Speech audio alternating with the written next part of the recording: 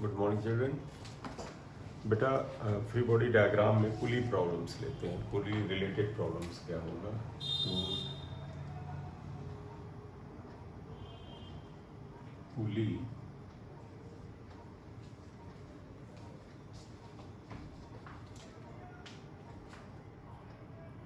And mass problem. तो बेटा पुली और मास रिलेटेड प्रॉब्लम करते हैं। पुली प्रॉब्लम में आप देखिएगा, सबसे शुरुआत करते हैं सिंपल सा। देखो ये कि मासलेस पुली है बेटा, मासलेस है तो इसका कोई भी मास नहीं है।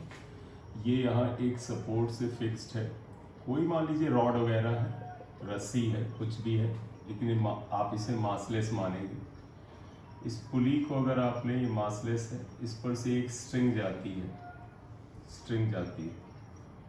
और यहाँ से इसका मास m1 है, एक ये यहाँ पर आप ले लीजिएगा, इसका मास m2 है।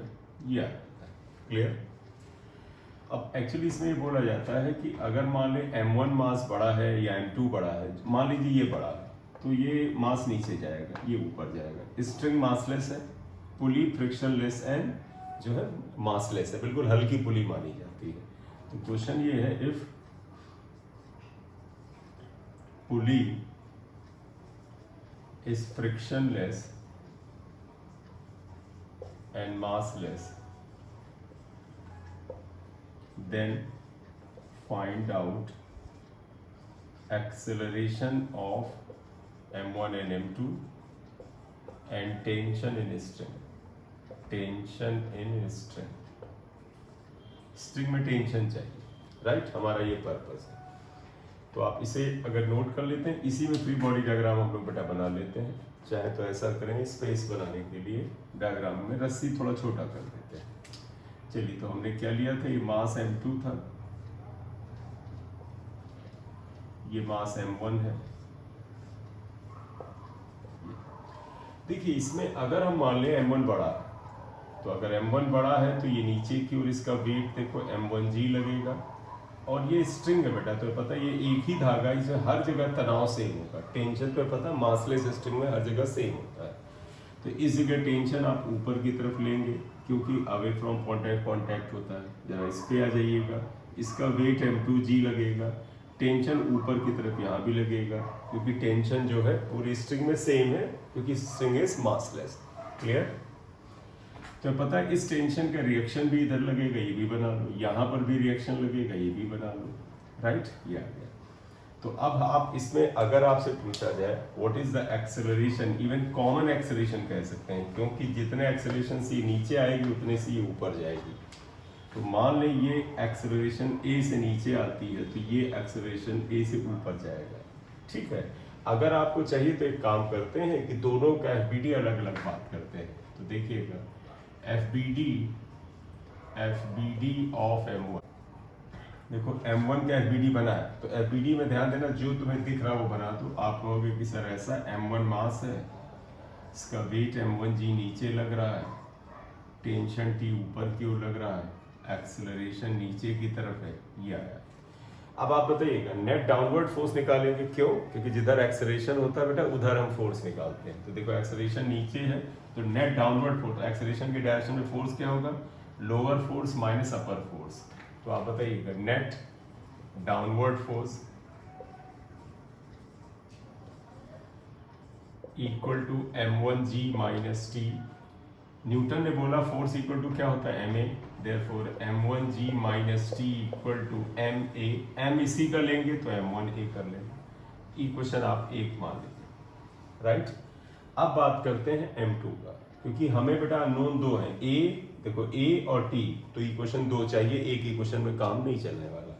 तो अब आप करेंगे नाउ FBD ऑफ m2 का फ्री बॉडी डायग्राम अगर बनाते हैं इस तरह से ही ये बनाते हैं। देखो बेटा m2 का खेल ये है कि ये मास m2 है, इसका वेट m2g नीचे है, टेंशन T ऊपर की तरफ है और ये ऊपर जा रहा है, ये एरो ऊपर लगेगा, acceleration is upward. Net force किधर निकालेंगे, जिधर एक्सेलरेशन है। तो यहाँ ये का नेट अपवर्ड फोर्स क्या होगा, नेट अपवर्ड फोर्स अगर आप लें that would be equal to T minus m2g देखो टी ऊपर ये नीचे। न्यूटन ने बोला फोर्स क्या होता है बेटा सेकेंड लॉ में, therefore T minus m2g equal to mass यानी m2 इंटू एक्सेलरेशन। या इन दो इक्वेशन को अगर हम सॉल्व करेंगे तो हमारा आंसर आ जाएगा। सॉल्व कर लेते हैं। ध्यान रखना पुली यहाँ पर फ्रिक्शनलेस थी, मासलेस थी, और स्ट्रिंग मासलेस थी, इसमें किया है। तो मुझे लगता है ऐड करने में फायदा है दोनों। देखो ये प्लस है ये माइनस है, ऐड करने में दोनों एडिंग इक्वेशंस 1 and 2, अगर a को 2 को ऐड करें तो देखो आएगा m1g minus T equal to m1a और t minus m2g equal to m2a। ये इक्वेशन 1 है ये वाली, ये 2। हमने बोला एडिंग यानी साइन नहीं बदलेगा, ये इससे कैंसिल हो जाएगा। देखो यहाँ g कॉमन है, निकाल लो तो आएगा m1 माइनस m2 और यहाँ पर देखो m1 plus m2 into a आएगा। पर्पज है a निकालना, तो देखो बड़ा पॉपुलर आंसर आता है m1 minus m2 upon m1 plus m2 into g. इसे याद करने में भी हमें कई बार फायदा होता है कि एक्सेलरेशन ही आता है। इसे नोट कर लीजिए जल्दी, ये आ गया तो एक्सेलरेशन ही आया। अब आप ऐसा करो ये a की वैल्यू मानो यहाँ रख दो या यहाँ रख दो, टेंशन आ जाएगा। तो पुटिंग वैल्यू, इस वैल्यू को अगर आप रखें तो आप देखिएगा ये a की वैल्यू, ये a था। हम इसको ऐसा करते हैं इक्वेशन 2 ये जो थी, ये इक्वेशन 1 थी, आप इसे equation 2 putting value of a in equation 2 equation देखो बेटा क्या है, t minus m2g equal to m2a है। t इक्वल टू m2 अगर गौर से देखो g प्लस a आ जाएगा, ये इधर आके प्लस हो जाएगा। t equal to m2, g को g रखते हैं प्लस a की वैल्यू ये उठा के रख देते हैं। तो देखो क्या आएगा m1 minus m2 upon m1 plus m2 into g, ये आया। तो अगर हम यहाँ पर g को कॉमन लें तो m2g कॉमन होगा। तो देखो यहाँ ये एलसीएम ले रहे हैं बेटा, ध्यान दीजिएगा m1 प्लस m2। देखो g कॉमन ले लिया, यहाँ 1 बचा है तो ये पूरा मल्टीप्लाई होके आ जाएगा m1 plus m2 plus m1 minus m2, ये आया। ये कैंसिल हुआ तो आप देखें t इक्वल टू क्या हो जाएगा m2g, ब्रैकेट में देखिए क्या आने वाला है, ये m1 प्लस m1 2m1 और अपॉन m1 प्लस m2। तो अगर अब आप फाइनली इसको लेके चलें तो देखें टेंशन क्या है, एक्सेलरेशन पहले निकाल लिया था, टेंशन आया t equal to 2m1 m2 upon m1 plus m2 g। ये टेंशन का आंसर आ गया, ये आंसर राइट। तो बड़ा सिंपल सा सवाल है, पॉपुलर भी है। इसमें एक चीज और ऐड कर लेते हैं, एक बार देखिएगा, एक चीज और ऐड कर लेते हैं। अगर हमसे कहा जाए पुली के ऊपर जो धागा था, देखो डायग्राम आपके पास बना होगा, मैं उसको फिर से यहाँ पर क्रिएट कर रहा हूँ। ये पुली थी, यहाँ पर ऐसे मास थे, अगर आप ध्यान दो तो यहाँ पर भी हम टेंशन निकाल सकते थे। तो आप ध्यान दो, अगर आपने फ्री बॉडी डायग्राम जो बनाया था देखा हो, तो ये मास m1 था, ये m2 था, इसका वेट m1g था, इस पे टेंशन T था, टेंशन T नीचे था, ये नीचे था, ये ऊपर था, ये m2g था। आप जरा ध्यान देना, आपसे ये पूछा जाए व्हाट इज टेंशन हियर, अगर आपसे पूछा जाए यहाँ पर टेंशन अगर T डैश है, ये वैल्यू क्या है, तो जिस रस्सी से पुली लटकी हुई थी इस पे क्या टेंशन है, तो आप ध्यान देना। बताओ बेटा पुली रुकी हुई है ना, देखो पुली तो अपनी जगह पे फिक्स है, तो इसका मतलब अगर आप देखें तो पुली फिक्स है, इसका मतलब अपवर्ड फोर्स, ये टेंशन T डैश ये ले लें, इधर T डैश ले लें, ये अपवर्ड फोर्स T डैश जो है वो T और T 2T के बराबर होगा। एक तो ये तरीका हुआ। दूसरा आप कह सकते हैं पुली मासलेस है, इसका मास m0 है, तो आप तो भी कह सकते हैं कि नेट फोर्स जब मास 0 है तो तुम्हें पता फोर्स इक्वल टू ma होता है। तो अगर m0 हो जाए या a 0 हो जाए तो फोर्स 0 होगा। तो आप देखो क्या calculate, let tension in upper string is T dash, तो देयरफॉर आप क्या लिखोगे इन इक्विलिब्रियम, क्योंकि ये बेटा पुली रुकी हुई है या इसका मास 0 है, जो भी हो क्या होगा अपवर्ड फोर्स इक्वल टू ये देखो sum of downward force 1 and 1 equal to 2T। तो therefore T dash equal to 2m1 m2 upon m1 plus m2 g। तो इसलिए T dash equal to 4m1m2 upon 4m1m2 upon m1 plus m2 into g, ये T dash की value आ जाती है। Correct? तो यहाँ पर ये टेंशन आ गया, इतना आ गया। ठीक, नोट कर लें इसे और डायग्राम करते हैं बेटा। देखिएगा नेक्स्ट पुली प्रॉब्लम ही करते हैं, पुली का। देखो अब हम ये ले रहे हैं, ये पुली है जैसे बेटा, फिर ध्यान दीजिएगा अगर पुली का मास ना दिया जाए, इसका तो मासलेस है, फ्रिक्शनलेस होगा। और ये यहाँ पर स्ट्रिंग है, फिर यहाँ पर भी टेंशन हमें टी चाहिए कि इसमें तनाव क्या होगा। इसके अलावा ध्यान देना ये पुली ऐसे जाती है, ऐसे। यहाँ पर आप देखिए इस वाली स्ट्रिंग कॉमन स्ट्रिंग है, यानी एक ही स्ट्रिंग है, इस पे मास m2 है। इस वाली स्ट्रिंग पे अगर आप देखें तो यहाँ पे मास m1 है, और फिर एक स्ट्रिंग लगाई जाती है, इस पे मास, ये ऐसा करते हैं, यहाँ m1 ले लेते हैं, ये m2 ले लेते हैं, इसे m3 ले लेते हैं, 3 मास है ये। ठीक है, अब इसमें हमसे बोला क्या गया है, अगर आप गौर से देखें, जितने एक्सेलरेशन से ये सिस्टम नीचे की ओर जाएगा, अगर ये भारी है, ठीक है, उतने से ये ऊपर जाएगा। तो यानी एक्सेलरेशन पता करना है क्या है। दूसरा देखो बेटा, ये अलग रस्सी है और ये अलग रस्सी है, तो यहाँ टेंशन को अगर T1 ले लें और यहाँ T2, इधर भी T2, तो ये पता करना है। और जब T2 पता चल जाएगा तो T डैश अपने आप पता चल जाएगा। तो what we have to do, find out T dash, T1, T2 and A। इतनी बातें हमें फाइंड आउट करनी, ठीक है। अब देखिएगा तरीका यही है, क्योंकि हमारे पास 3 अननोन है। आप कहोगे 4, T डैश को तो हटा दो, जब T2 आ जाएगा तो इसे तो हम निकाल लेंगे। हमारे पास 1, 2, 3 अननोन है, 3 इक्वेशन चाहिए, तो प्रॉब्लम भी नहीं है, 3 बॉडीज भी तो हैं।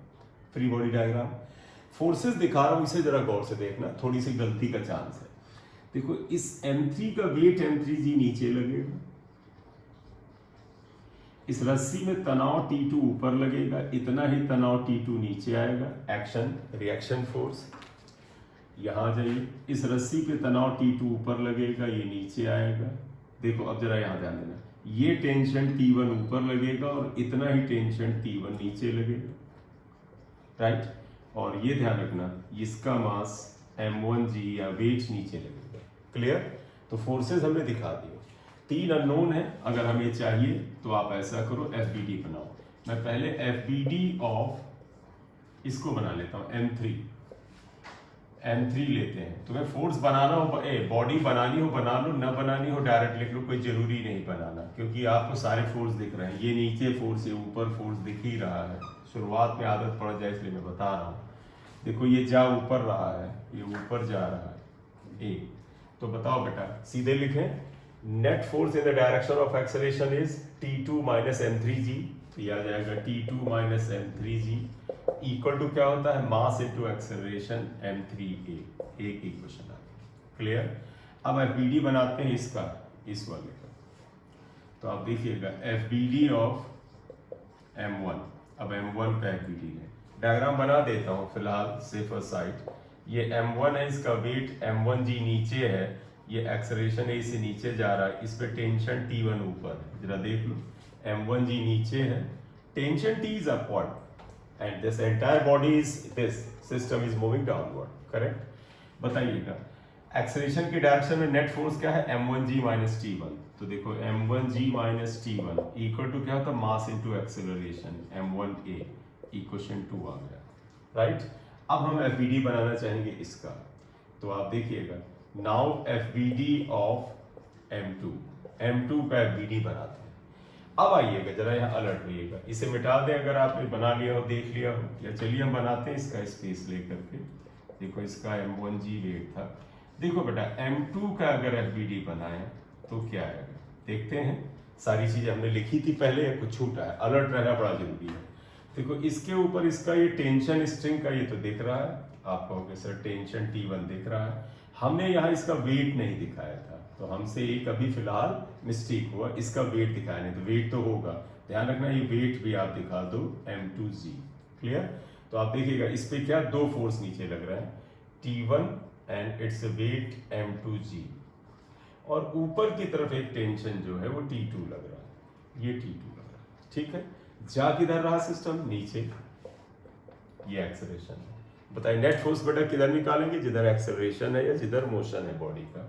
तो देखो ये नीचे की तरफ तो आएगा T1 plus m2g equal to, अगर आप देखें मैं गलत बोल जा रहा हूं, फिर देखो ये नीचे फोर्स T1 प्लस m2g, ये ऊपर की तरफ force minus T2 equal to क्या होगा, मास इनटू एक्सेलरेशन। ये इक्वेशन 3, इक्वेशन 3, 2, 1 सॉल्व करो, आंसर आ जाएगा। ध्यान रखना है जरा, यहाँ देख लीजिएगा, इस शुरू में बता दें कि ये जो T डैश है फोर्स, ये और यहाँ पर T डैश, देखो बेटा ये क्योंकि पुली रुकी हुई है सिर्फ अपनी जगह पर, क्या है, रस्सी इसके ऊपर से सरक रही है, तो ये पुली का पॉइंट फिक्स है, या दूसरा तो कह सकते हो मास ऑफ पुली जो होता है वो 0 है, इसलिए नीचे वाले फोर्स इसके बराबर है, यानी T dash equal to 2 times of T2, क्योंकि हमें सॉल्व करने के लिए स्पेस चाहिए। तीनों को ऐड करने में मुझे समस्या आसानी दिख रही है, गौर से देखो, देखो यहाँ T2 प्लस है तो यहाँ माइनस है, और यहाँ T1 माइनस है, यहाँ प्लस है, तो ऐड करने में क्या होगा, ये खत्म हो जाएंगी इक्वेशंस। तो हम ऐड कर रहे हैं इक्वेशंस को, तो ध्यान रखिएगा, we are going to add equation 1, 2 and 3। तो एडिंग इक्वेशंस 1, 2 and 3 तीनों को ऐड कर रहे हैं। तो देखो ये 1 है, आप 2 को लिखना, ये 3 को ऊपर लिख लेते हैं, देखो T1 plus m2g minus T2 equal to कितना है, m3a, ये इक्वेशन 3 है। ये कितने के बराबर था, T2 माइनस m3g, ये मैंने गलत लिख दिया शायद, m2g minus T2 equal to m2a आ जाएगा, करेक्ट, ये आया। और ये था that would be equal to m3a, equation 1 था। ये इक्वेशन फिर से यहाँ लिख लो, m1g minus T1 equal to m1a, equation 2 आ गया। तीनों को ऐड करते हैं, ऐड देन हम अगर इनको ऐड करेंगे तो देखो एडिंग मैंने लिख ही दिया था, देखो minus T1 plus T1 minus T2 plus T2 cancel, g common है तो जी कॉमन ले लो। देखो बेटा m1 m2 ऐड हो गए, m1 प्लस m2 और माइनस m3 यहाँ पर सब्ट्रैक्ट हो गए, यहाँ पर तीनों ऐड हो जाएंगे, a कॉमन आ जाएगा, m1 plus m2 plus m3 आ जाएगा, राइट। तो a इक्वल टू देखिए क्या आ जाता है, m1 plus m2 minus m3 upon m1 plus m2 plus m3 into g, ये आ जाता है एक्सेलरेशन। अगर न्यूमेरिकल वैल्यू होती तो इक्वेशन आप इसे आंसर लिख लो। अब आप अगर a की वैल्यू उठा करके इक्वेशन 2 में रख दो तो T1 आ जाएगा। तो putting value of a in equation 2, क्योंकि मैं इसमें रख रहा हूँ, देखो m1g minus T1 equal to m1a, तो यहाँ पर देखो T1 equal to m1g minus a आया, a की वैल्यू सब्स्टिट्यूट कर रहा हूँ, गंदा सा कैलकुलेशन आ रहा है, ये है। तो आप ध्यान देना, इसे आपने लिख लिया होगा तो काम की चीज़ें रखते हैं, इस इक्वेशन की अब जरूरत नहीं, ये भी हटा लेते हैं। देखो बेटा g की जगह g रखो, माइनस a की जगह ये वैल्यू रखो, m1 plus m2 minus m3 upon m1 plus m2 into g. अगर कॉमन शॉमन निकले तो निकाल लो। तो एक्सेलरेशन ये आ गया, आप ध्यान रखिएगा। तो देखो एक्सेलरेशन ये, तो देखो यहाँ क्या आएगा, m1, g कॉमन निकाल लो तो यहाँ 1 आएगा, इसे एलसीएम डालो तो देखो m1 plus m2 plus m3 ये आया, इसको यहाँ 1 से मल्टीप्लाई करो तो m1 plus m2 plus m3 आएगा, minus m1 minus m2 plus m3 आ जाता है, ये क्लियर। तो अब आप देखो कैंसिल क्या होता है, m1 m2 ये कैंसिल होता है, m1 m2 और m3 ऐड होता है।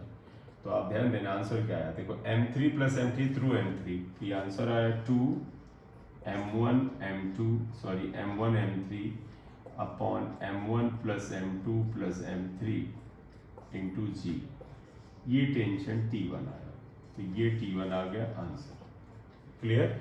न्यूमेरिकल वैल्यू होगी, कैलकुलेशन थोड़े से सिंपल आएंगे, करेक्ट। या तो हमारे पास टेंशन आ गया, एक्सेलरेशन हम निकाले थे इसीलिए एक्सेलरेशन की जगह ये वैल्यू रखा है। अब हमें T2 चाहिए, तो तो T2 के लिए इक्वेशन 1 रखने में फायदा है। देखो T2 minus M3G equal to M3A। तो अब आप लिखेंगे क्या, नाउ पुटिंग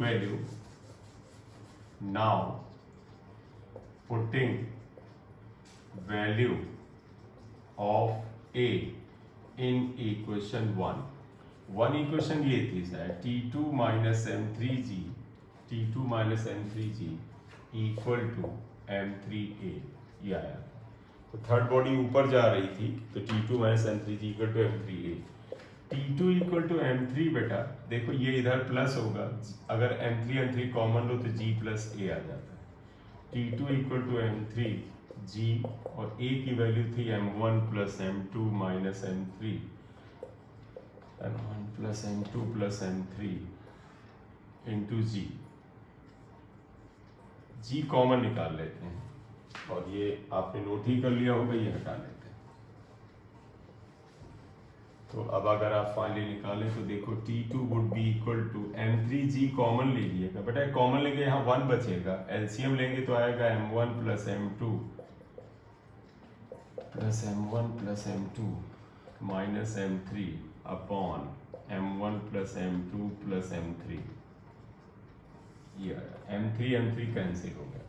तो देखिए ये क्या बचता है, T2 इक्वल टू M3G, अगर गौर से देखें M1 plus M1 2M1 plus 2M2, तो ये बचता है 2M1 plus M2 upon M1 plus M2 plus M3।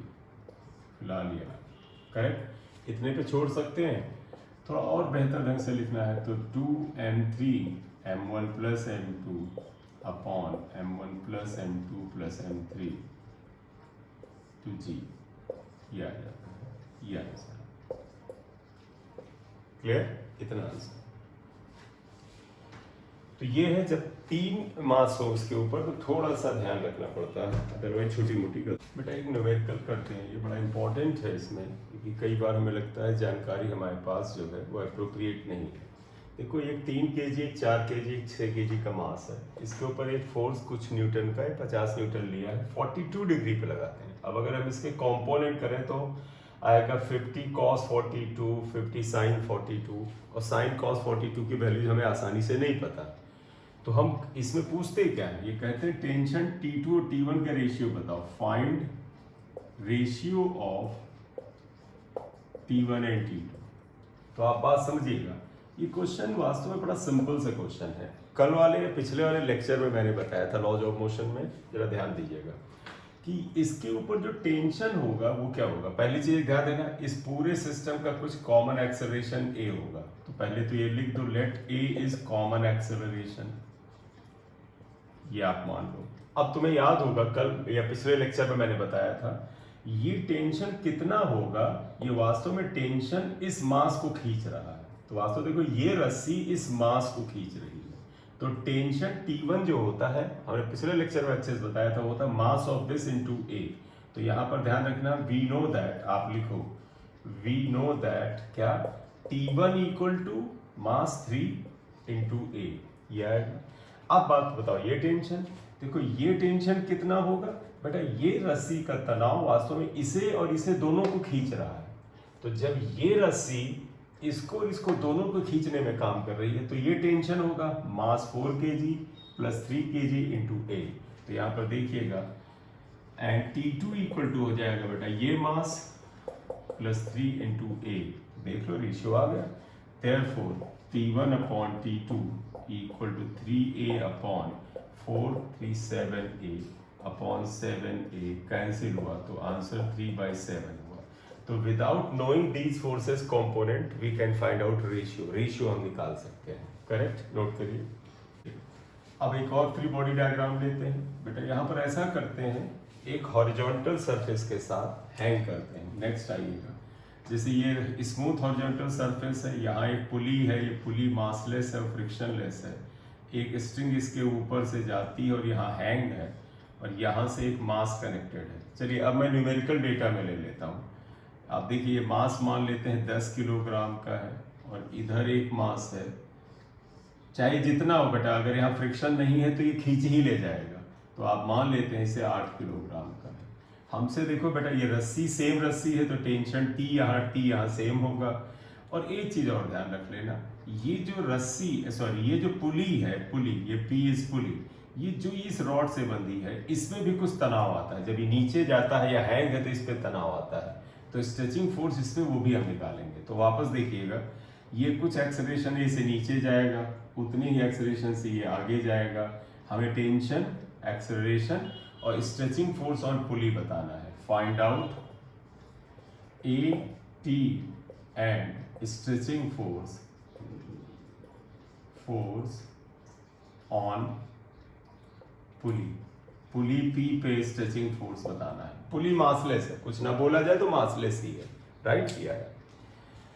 देखिए पहले तो नॉर्मल मेथड में आइए, बताओ बेटा इसका 10G वेट नीचे लगेगा, क्योंकि वेट होता है बेटा mg, m यहाँ क्या है 10 है, और g की जगह एक्सेलरेशन ड्यू टू ग्रेविटी। ये टेंशन ऊपर लगेगा, तो पता है इस टेंशन का रिएक्शन नीचे लगेगा, ये टेंशन आगे लगेगा, इसका रिएक्शन इधर लगेगा। और इसका वेट वगैरह निकालने की जरूरत नहीं, क्यों? क्योंकि बॉडी जब हॉरिजॉन्टल पे जाए तो तुम्हें पता है मोशन इन 1D में ही बताया था, जिस प्लेन पे बॉडी जाए उसी प्लेन के फोर्स ले जाते। तो तुम कहो इसका वेट लो और इसका नॉर्मल रिएक्शन, फ्रिक्शन ना हो तो बिल्कुल मत निकालो, ठीक है। तो आप आइएगा, देखो बेटा फॉर 8 kg, आप 8 किलोग्राम के लिए बताओ, 8 किलोग्राम बॉडी पे देखो सिर्फ ये एक टेंशन लग रहा है। ये अगर बनाना हो बना ले कि सर ये 8 किलोग्राम की बॉडी है और इस पे ये एक टेंशन फोर्स लग रहा है, एक्सेलरेशन ए है। तो बताइएगा इसके ऊपर फोर्स टी है, तो देखो T is the force, Newton ने बोला ma के बराबर यानी 8a के बराबर होगा। तो पहली इक्वेशन तो बड़ी सिंपल सी है। अब जरा 10 की बात करो, फॉर 10 kg, आप चाहे free body diagram of 10 kg का आपकी बात है। देखो बेटा ये एक्सेलरेशन की डायरेक्शन में नेट फोर्स होगा 10G minus T equal to mass into acceleration 10a, ये इक्वेशन 2 आएगा, राइट। अगर आप ये दो अननोन निकाल लो तो t और a आ जाएगा। तो आप ऐसा करो, एडिंग 2 and 1, 2 और 1 को ऐड करते हैं तो 10G minus T equal to 10a, और 1 है बेटा t इक्वल टू 8a, दोनों को ऐड करते हैं, ये कैंसिल होगा। 10G इक्वल टू 18a आएगा, a इक्वल टू बेटा देखो 10G बाई 18 आएगा 9, और g की वैल्यू 10 रख लें तो 5/10 इंटू 9, तो a इक्वल टू 50/9 आया। पढ़ा रहने देते हैं, कोई सॉल्व करने की जरूरत नहीं। 50/9 मीटर पर सेकेंड स्क्वायर। अगर a आ गया तो अब आप एक काम करिएगा, ये a की वैल्यू, ये इक्वेशन 1 जहाँ t इक्वल टू 8a था इसमें रख दो।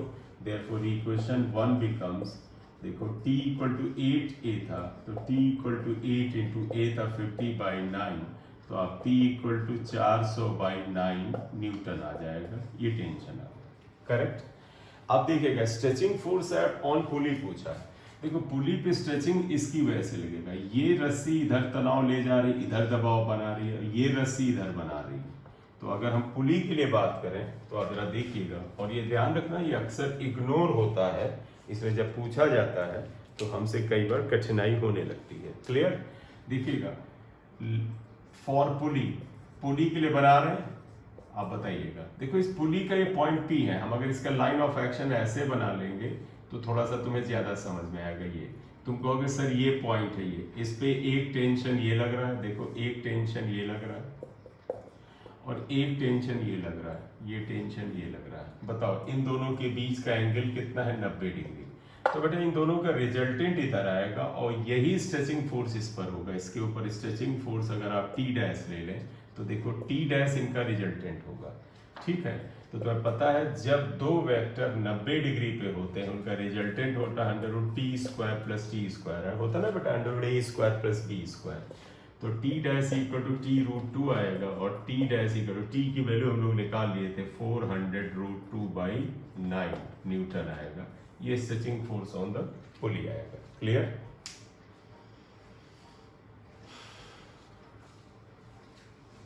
इसे लिख लो।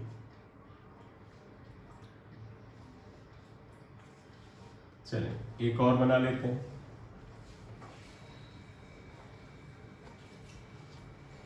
अब अगर हम इस पे जाए, एक इंक्लाइन प्लेन पे ले लेते हैं। अगला देखिएगा, ये एक इंक्लाइन प्लेन है, इसका एंगल ऑफ इंक्लाइनेशन थीटा है। One pulley is here, pulley is massless frictionless, एक मास यहाँ से आता है, ये हैंग होता है, आप चाहें तो सिंबल ले लें, ये m1 ले लेते हैं, ये मास यहाँ आता है और इसके ऊपर देखो यहाँ दोनों पॉसिबिलिटी बनती है। क्या, अगर ये भारी हुआ तो इसको सिस्टम को नीचे लाएगा, ये भारी हुआ इधर ले जाएगा। आपको कि हम किधर लें, चॉइस आपकी है, क्योंकि पता नहीं m1 m2 में कौन बड़ा है। जो बड़ा होगा वो ले जाने वाला है, या जो बड़ा होगा हाँ वही ले जाने वाला है। तो वो तो कंडीशन पे डिपेंड करता है, नो डाउट इस पे भी थोड़ा डिपेंड करेगा। तो तुम्हें लगे सर हम डिसाइड कैसे करें किसी न्यूमेरिकल में अगर इसकी वैल्यू हो, कुछ जरूरत नहीं है। अगर तुम्हारा आंसर उल्टी डायरेक्शन में होगा तो तुम्हारा आंसर माइनस में आ जाएगा। मान लो ये 10 किलो होता, ये भी 10 किलो होता, अब तुम्हें अनुमान ही ना लिखता कि दोनों 10 हैं, किधर जाएगा, तो तुम किधर भी निकाल लो, मान लो इधर मान लो। अगर ये गलत होगा तो तुम्हारा आंसर ए वाला जो है वो माइनस में आता है, बस है। चलिए हम फिलहाल यही मान ले रहे हैं कि ये ए नीचे जा रहा है, सॉरी m1 नीचे जा रहा है, ये सेम एक्सेलरेशन से ऊपर जा रहा है। फोर्स क्या क्या लगेंगे, m1g, टेंशन बेटा यहाँ T, यहाँ टेंशन T, बेटा निकाला वही है टेंशन और एक्सेलरेशन, राइट। तो हमारा पर्पस क्या है, A और T निकालना। तुम्हें पता है ये टेंशन यहाँ पर भी रिएक्शन में आएगा, यहाँ पे भी आएगा। स्ट्रेचिंग भी निकाल लेंगे बेटा इसमें हम लोग, है ना, what is the stretching on the पुली, ये भी निकाल लेंगे, आप भी इसे लिख लें। आप देखिएगा इसका क्या होगा, देखो इसका वेट m2g वर्टिकली डाउनवर्ड, लेकिन हमने तुम्हें बताया था हम फोर्स किधर लगाते हैं, जिस प्लेन पे बॉडी चले और उसके परपेंडिकुलर। ये बॉडी चलेगी इस प्लेन पर, तो इसके हमें कंपोनेंट परपेंडिकुलर करने पड़ेंगे और पैरेलल करने पड़ेंगे। तो बेटा आपको पता है m2 का एक कंपोनेंट m2g और एक ही हो जाएगा m2g sin थीटा।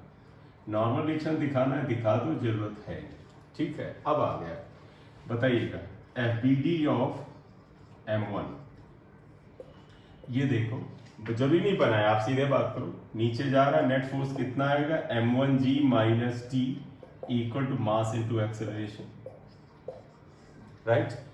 अब जरा इसकी बात कर लो, फॉर m2 देखो बेटा कोई ये बॉडी हवा में यूं तो जा नहीं रही, इसका तो ये इसके बराबर हुआ और इसको बस रख दो यहाँ पर, तो क्या लिखोगे n equal to m2g cos theta, और इसको बस ऐसे स्टार इक्वेशन बना कर रख दो, इसका कोई इस्तेमाल हम नहीं करेंगे, करेक्ट। अब देखो बेटा ये इसके बराबर हो गया, लेकिन बताओ बेटा एक्सेलरेशन की डायरेक्शन में नेट फोर्स क्या है, देखो ये टेंशन ऊपर की तरफ है और ये नीचे की तरफ है। तो आप देखिएगा नेट अपवर्ड फोर्स, अपवर्ड का मतलब समझना बेटा वर्टिकली अपवर्ड नहीं, along the plane, net upward force equal to T minus m2g sin theta, ये आएगा। न्यूटन ने बोला force equal to ma, m2g sin theta equal to ma यानी m2a, इक्वेशन 2 आ गया। 1 इज दिस, 2 इज दिस, दोनों को सॉल्व करते हैं। तो देखो यहाँ पर m1g minus T equal to m1a equation 1 लिख लेते हैं और दोनों को ऐड करते हैं। ऐड करने से जानते हैं क्या फायदा है, ये माइनस ए प्लस कैंसिल हो जाएगा। तो देखो g कॉमन ले लो तो m1 minus m2 sine theta आएगा और यहाँ m1 प्लस m2a आएगा। तो a equal to m1 minus m2 sine theta upon m1 plus m2 into g, ये एक्सेलरेशन की वैल्यू आ गई, ये आंसर है, ठीक है। अगर गौर से देखें तो कुछ कंसेप्ट में तो कोई चेंज ही नहीं है। नेट फोर्स बॉडी पे निकालते हैं बेटा, उसको ma के बराबर करते हैं, इक्वेशंस आती हैं सॉल्व कर लेते हैं। a की वैल्यू ऐसा करो इस इक्वेशन में रख लेते हैं, यहाँ पर ये इक्वेशन 1 में t आ जाएगा, तो पुटिंग इन इक्वेशन 1 में रखते हैं, इक्वेशन 1 हमारे पास मौजूद है। देखो इक्वेशन 1 ये वाले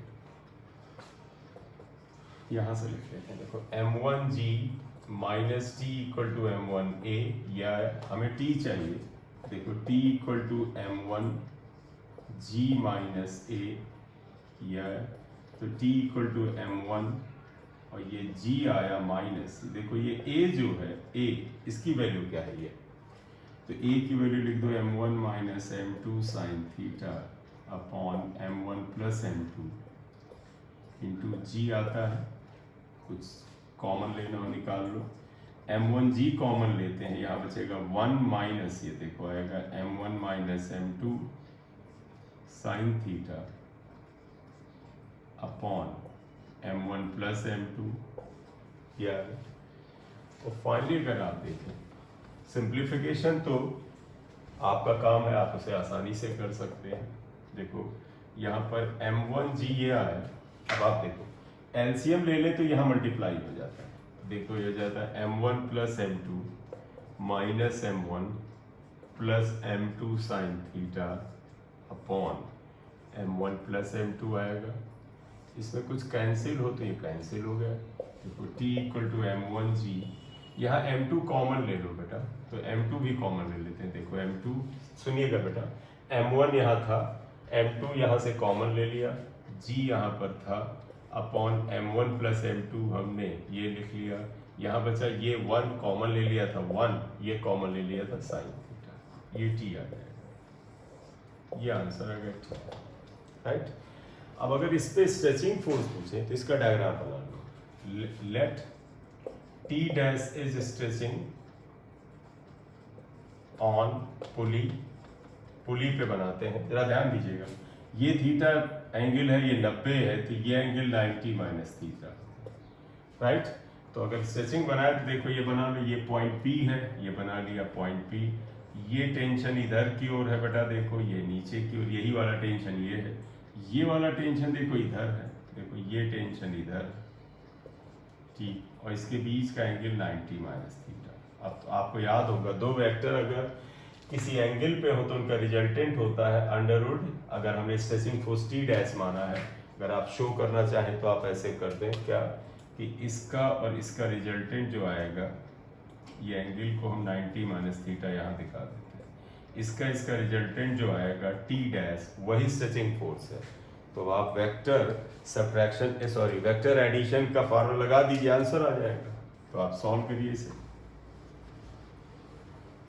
तो स्ट्रेचिंग फोर्स देखो T डैश क्या होगा, T डैश इक्वल टू क्या होता है, याद है ना सबको formula, a square plus B square plus 2ab cos theta, a square plus B square plus 2ab cos theta का मतलब 90 माइनस थीटा, जो भी एंगल, तो under root 2t square plus 2t square cos 90 minus theta sine theta होगा।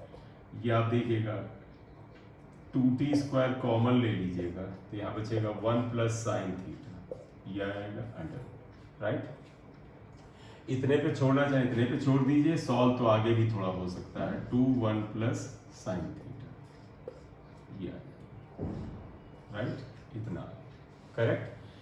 पढ़ा रहने दो, t या 2t नहीं 2 नहीं, थोड़ा अंडर रूट में आएगा, गलत लिख रहे हैं, देखो t बाहर आ गया, अंडर रूट के अंदर ही आएगा 2 1 प्लस साइन, ये आपका stretching force on the pulley आ जाएगा, करेक्ट। थैंक यू, और अगले लेक्चर में बात